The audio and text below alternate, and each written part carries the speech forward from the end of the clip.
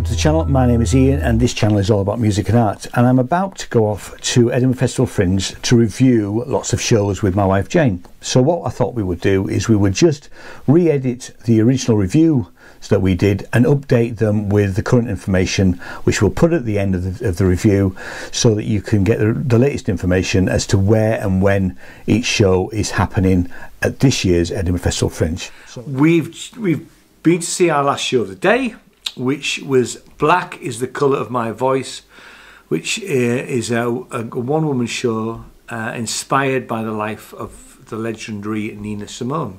Apphia Campbell. Jane's so much better. Is the lady's name. Apphia Campbell. Great. Do you want to read that bit out? I will.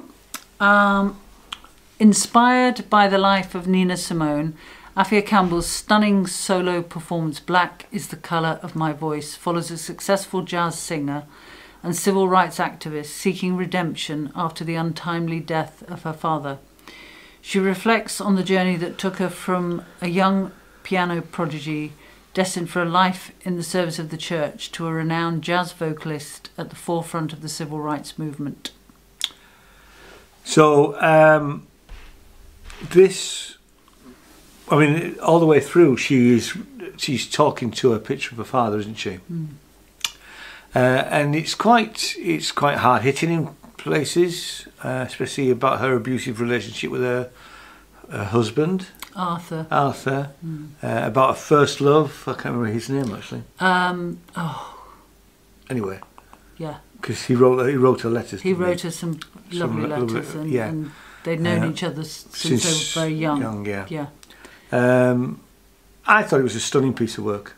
Absolutely. Stunning. Absolutely. And how actresses can just cry, because there's about there's three really emotional parts in this play, and I just don't know how actors and actresses just turn it on, you know.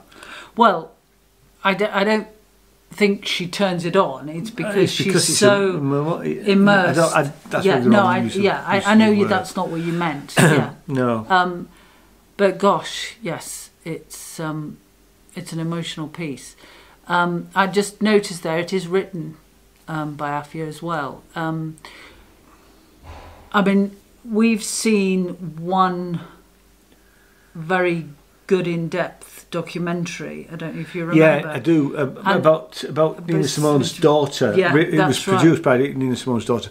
Yeah. I actually thought that was later, because in this play there is no mention of a daughter. Well, that's what I was going to go on to say.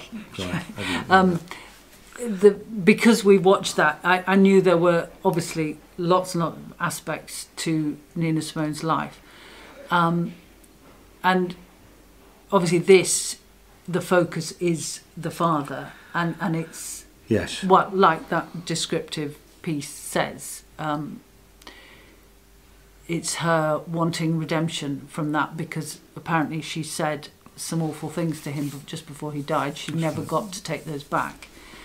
And she wanted to know that he would forgive her. And it was, the whole thing was obviously kept coming back to her father, everything that she did and her memories. Yeah. And lovely device, quite simple in one respect, but she had a case at the end of her bed, and she would bring out objects, and that illustrated, you know, parts of her life, and that was beautifully done. It was, yeah. And I mean, this is not. I mean, sometimes you see at Edinburgh, you'll see the life story of a famous person, a musician usually, or a singer. This is not a musical in that sense. This is not Nina Simone's hit. She does sing some of Nina Simone's hits brilliantly throughout. Wow. Yeah. But it's not. It's a piece that's. It's a piece of theatre rather than musical. Yeah, and the songs are interwoven. So, you know, in some pieces you may have seen, you think, oh, the song's coming. Yeah, yeah. Here, it's not like that. They are absolutely seamlessly part of the narrative. and it works beautifully. And her range of emotions, Stunning. I mean, her anger at when the 4 young girls are killed. Yeah, that's in the fire because a church was firebombed, and her angry response to that, and that's obviously all part of the history of the civil rights movement, and her sorrow at when the Reverend Luther King is assassinated. Yeah, it's. I didn't know about the 4 girls. Yes, I'd heard about it, but it's not something that I could have. I mean, I don't quite know. It must have been the 60s, was it? Yeah, because I think it was all that part of the early 60s. I mean, I can't say but I know all my facts and figures about that. But but that was, it was very raw. I mean, I think the most harrowing part for me was the abuse by her husband when he got drunk. She did say that Arthur, when he wasn't drinking, was the nicest man, but obviously he must have been one of these Jekyll and Hyde characters. But that's visceral, actually. Absolutely. Yeah, it is. But it's another must see, I think, really. 5 stars from me. 5 stars from me. Yeah. See, we're gonna be predictable with these 5 stars and 4 stars. Well, we keep seeing. Well, we need fantastic stuff. We need to see some 1-star shows. Oh no.